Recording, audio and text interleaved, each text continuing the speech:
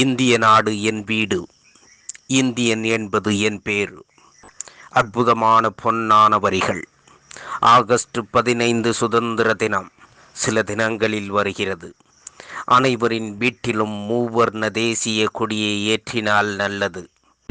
இந்தியர்கள் ஒற்றுமையின் உணர்வை உணர்த்தும் நாள் இது.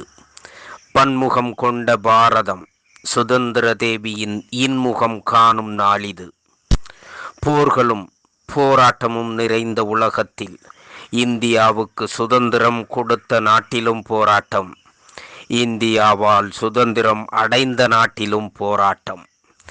கர்ம வழியில் உலக நீரோட்டம், பிரிவினை என்றும் தேராது, பாரதம் என்றும் தோற்காது. பேச்சால் மூச்சால் ஒன்றிணைவோம், இல்லங்களில் தேசிய கொடியேற்றி மகிழ்ந்திடுவோம்.